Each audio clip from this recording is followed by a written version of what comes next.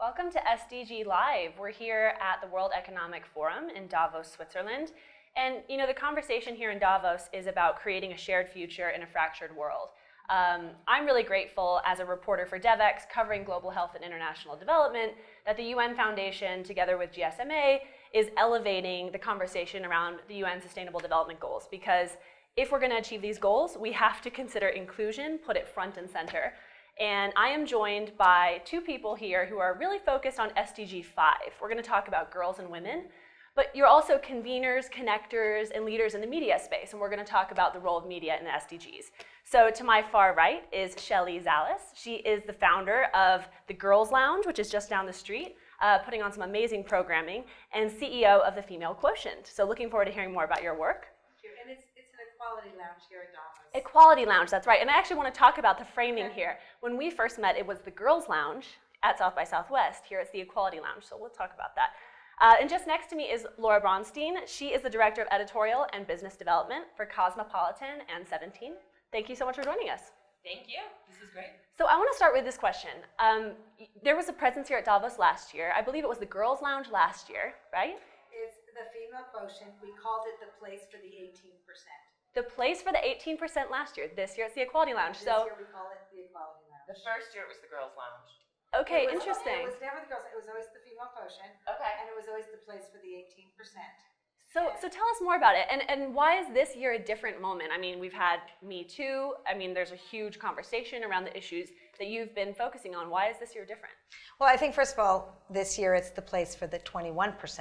So we are seeing progress, which is really quite amazing, and kudos to the World Economic Forum having 7 female co-chairs for the first time in history. So I think that that's how we make progress, is by starting and taking next steps towards change. The world isn't going to change overnight, but it is about step change and being conscious of our choices. And I think that that's really what we're doing right now.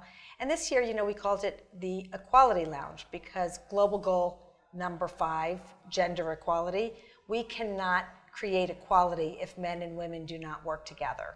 Gender equality is not a female issue, it's a social and economic issue.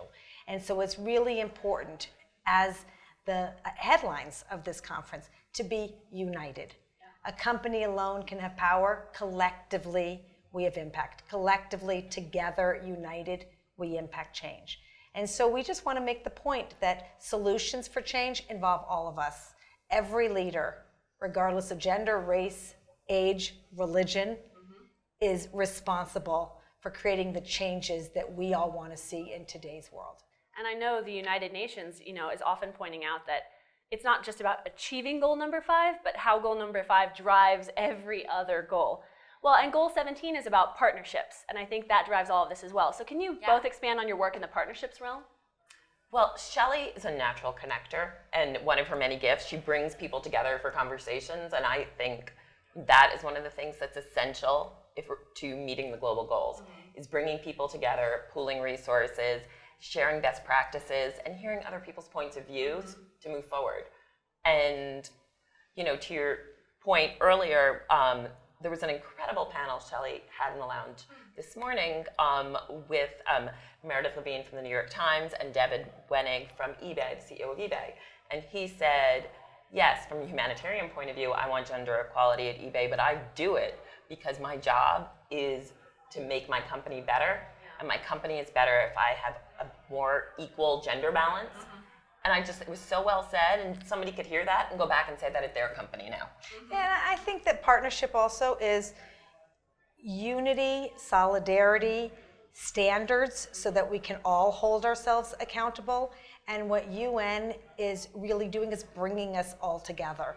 These global goals, they're not mine, they're not yours, they're ours collectively. And if we truly want to make the world a better place, a company that's just living in a bubble, doing their own thing, that's very nice, but they won't impact world change in that regard. So I really do appreciate the work of UN and UN Women, where we spend a lot of time, with UN Women, bringing us together, sharing best practice, not recreating the wheel, doing the same thing differently.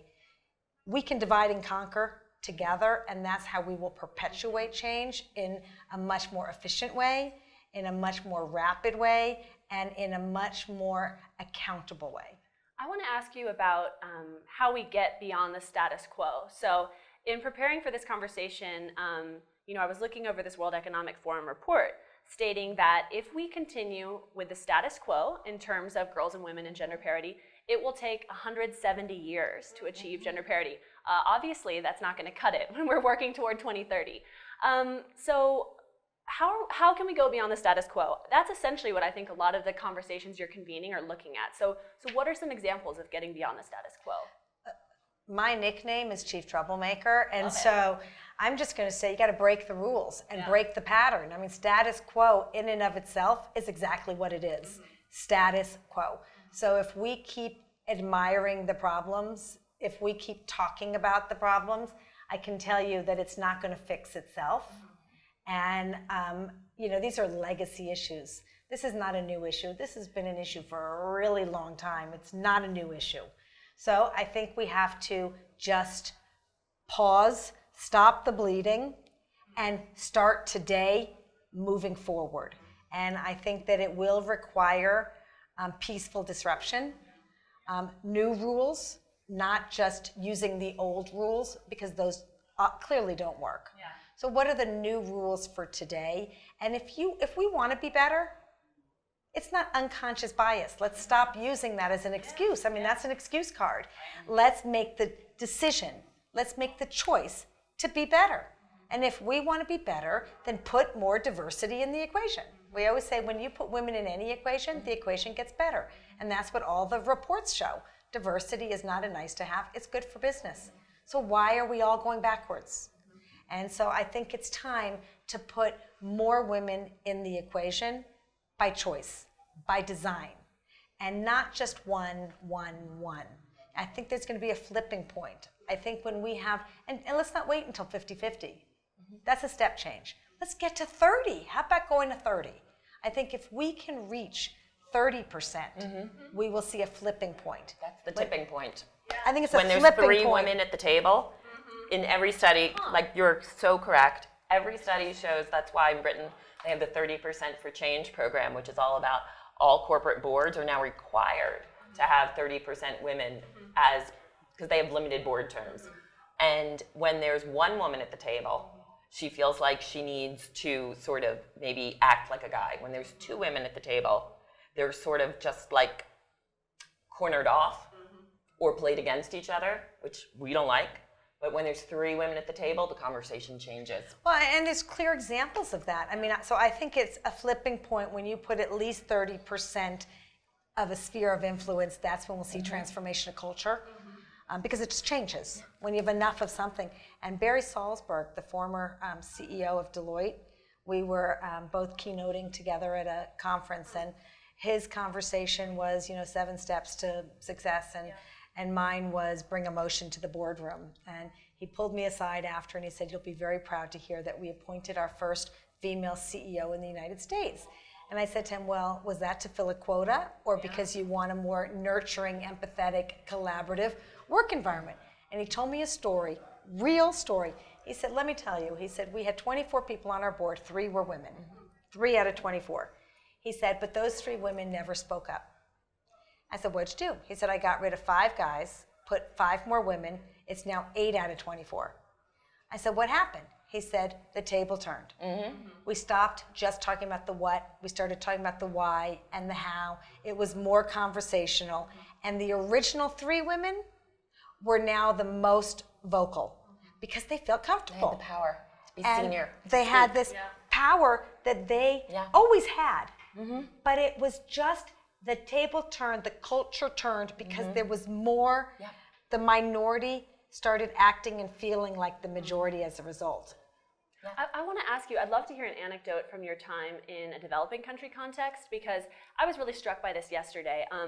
I was hearing from the head of Oxfam who talked about the opportunities she has had versus the opportunities her friend in her village has had because she married young, and that's not something that happens to most young men. So how are you kind of sharing lessons across borders in terms of, we're talking a lot about a US context in a developing country context? I say that, I have a mentorship in the moment program. I don't think you need a mentor forever. I think you get sound bites of nuggets of knowledge and mentorship along the way, and everyone needs different kinds of advice. She literally especially gave me mentoring tips as we walked over here. Like, speaking of along the way, like literally I had mentoring in a moment as we walked the block But over we give here. it to each other, and it doesn't matter where it comes from. Listen, and it's not just about the wisdom pushed down. I also learn from the digital natives and the millennials, and I think it's knowledge shared all around. So I was invited to the World Economic Forum in Africa, which was in Rwanda. And I decided while I was there, I would go visit some of the orphanages. And I went to visit schools, and of course, I was mentoring. I mentored 500 girls in a day. And I say a minute of mentorship led to a lifetime of change for me and for them. And these little girls were so inspiring, and I talked about the importance of confidence, and confidence is beautiful. That goes across borders. Yeah. A smile and confidence is borderless. I mean, it really is true. And I talked about owning your voice and finding your strength, and that you are as important as the boys and different. You bring a different strength. So don't conform, transform. So even at a young age, and I had young girls from 12 to 18. I was so inspired by them, I invited them to the World Economic Forum. I took 10 girls with me to the World Economic Forum. That's amazing. And we had 150 women that we were connecting, and I put each girl at a different table. And they came an hour in advance, and I said to them, okay, I'm going to give you each a question. Confidence is, my responsibility is, and I said, I want you each to complete that sentence. And throughout the day, you stand up and say it. When I say the word confidence, you all get up and say your sentence. And I said, and then together when I say confidence is beautiful. I chose 3 of them to speak, but all of them collectively to say confidence is beautiful. The day begins, and this little girl named Esther, 14 years old, who I did not choose because she was so shy when I was making the selection, she gets up in front of 150 of the most powerful women in Africa, and she says, ladies, I want to ask you a question. Where does your confidence come from? Throughout the day, Esther, let me tell you. Esther, let me tell you. Esther, mentorship in the moment. Oh, I have chills. I love that. At the end of the day, a little girl named Amen got up and closed the entire day. And she said to the ladies, you changed my life forever. You made me realize that my voice was more important than the boys, that it is my responsibility to give back to every girl in the orphanage that cannot be here today what you've done for me. And she says, and I will never forget this day for the rest of my life. And now I need to help others. From that day, they walk to a little internet cafe. They send me messages. They sleep in the Confidence is Beautiful t-shirts. And I'm receiving a Matrix Award for Communications in New York. And they asked me who I'd like to give the award to me. Do you know who I chose? Amen. Amen will be flying from Rwanda to present the award because she impacted me.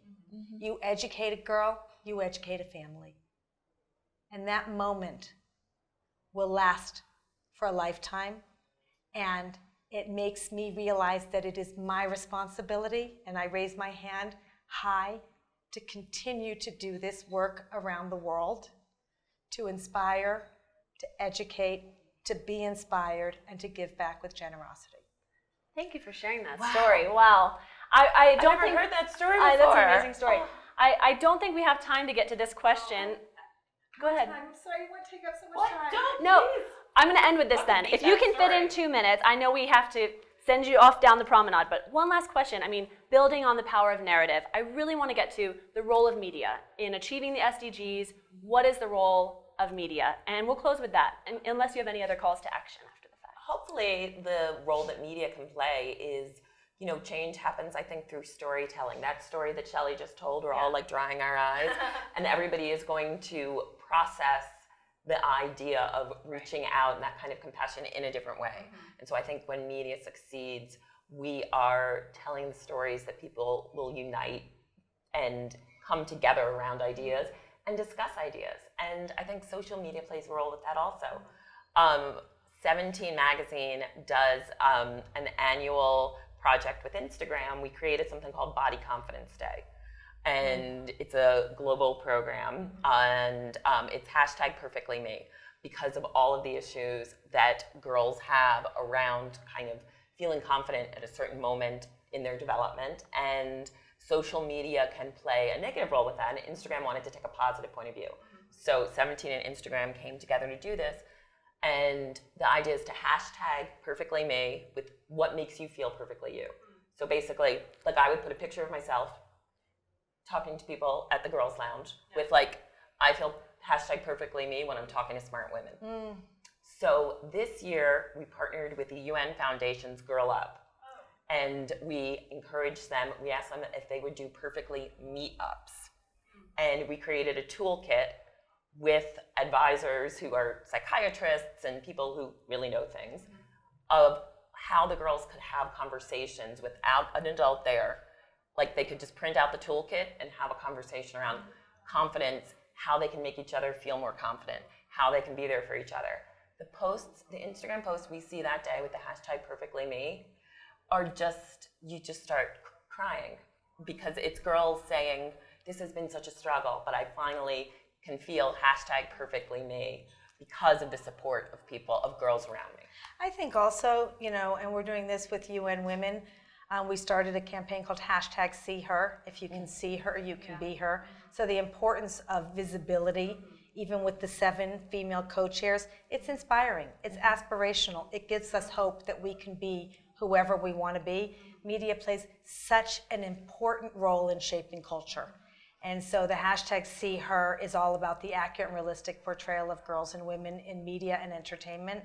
And we're joining with UN Women to launch the Unstereotype Alliance to make that go global. Fantastic. There's also a story that got told earlier in the lounge this morning, which is such a good example, I think, of how you kind of can take advantage of this moment in time and make disruptive change. The fact that the Today Show right now has 2 female co-hosts, a female EP and female producers, Linda Yaccarino, who is a Quality Lounge, Girls Lounge, chief, I would say, chief PAC member. She said the ratings are spiking. I love this idea of equality by design. Yeah. I'm kind of playing with that in my head. I love that. It's equality by design. If you want equality, make that a choice. Do it. It's a choice, equality by design. And look how it's paying off there. So I know you have programming to get back to. I'll close by saying, as a journalist covering this path toward achieving the SDGs, I think what we really need is a solutions journalism approach. You talked earlier about we can't just focus on the problems. So I love to focus on people who are responding to problems. Each of you are responding to this problem of gender equality in 2 really powerful ways and joining forces. So I look forward to continuing what you do. Thank to follow you. what We you always do. do it together. Yes, we do. Love it. Let's end with a high five. Can I throw one more thing in? If you have the time, I think we can do one more thing. One of the things we focus on at Cosmo is kind of giving service, not just talking about the issues, but saying in the moment, how do you actually handle it if you are being mansplained to, if you're being man-interrupted, if you feel like you're not making enough money, if you're having a hard time talking. We did a whole program around taboo topics where the Female Quotient did research for us about what makes things hard for women to talk about. And then we talked to women who are great at this, like Shelley and others, and said, how can you push through and have hard conversations? And that's the only way it's going to change. You have to give tools so women can take them and make their own success. Yeah, absolutely. That's a great call to action. Yeah. Yeah, I love it. And we always like to end with a call to action. Well, thanks again to GSMA, to the UN Foundation for convening these important conversations, and thank you to both of you. Thank you so much. Girl power.